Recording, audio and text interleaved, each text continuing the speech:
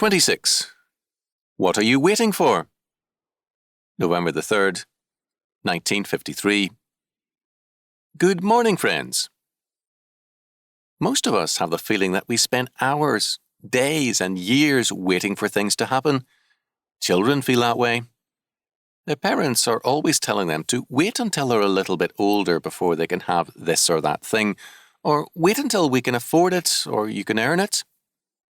The parents' theme song seems to be, wait, wait, wait. Most men feel that they put in far too much time in waiting for their wife to get ready. She's never ready when it's time to go, and she's always making you wait. And the wives feel the same way. Children and the husband start asking about dinner a half an hour ahead of time, and then, when it is ready, you call and wait. Call again and wait some more, and then start scolding before they even budge to come to the table. This is simple everyday waiting. Most of us do a great deal more waiting than that. There are things we plan to do, hopes we dream of daily, a life we want to live, and it seems daily as though we are simply waiting for the big moment of our lives to begin. What are you waiting for? A man named David asked himself that question many years ago. Psalm 39 tells us that. My heart, he said, was hot within me. Verse 3.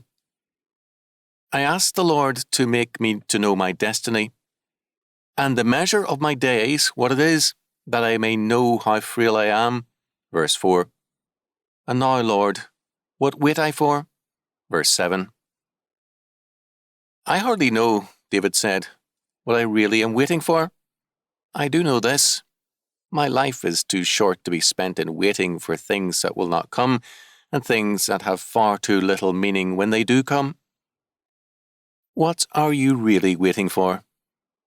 When you come right down to it, most of us get a great many of the things we've been wanting. And then what happens? Well, we keep on wanting. We get the job, the husband or wife we wanted, the house or even the money we hoped for, and still we wait. Some of the world's unhappiest people are those who have these things. We continue wanting and waiting because no matter what life brings us, we're still the same. We are never satisfied because whatever comes, we are still no different. We keep waiting for the world to change when it is we who need to change or to be changed. Now, it's certainly true that the world can do with some facelifting. There's no arguing that point. This world could be improved, but it wouldn't make any difference as long as we remain the same. Adam was given a perfect world, and he turned it into a wilderness. Mankind was given a perfect Saviour, and they wasted no time in crucifying him. Columbus opened up a new world for men in 1492, but because men were no different, they laid waste to 2 continents, destroyed untold natural resources, mistreated the Indians, and then started gouging each other. We keep ruining the only world we know, while we go on dreaming about a new world free from present problems. We wait, and whatever comes to us in our waiting, we touch, and it turns to dust and ashes. We can wait for the world to change, but it does no good when we remain unchanged. A person with a bad case of stomach ulcers can dream about a steak dinner, corn on the cob, curried lamb with rice, or good sharp cheese, but it does him no good to get it. It only leaves him sicker than he was before.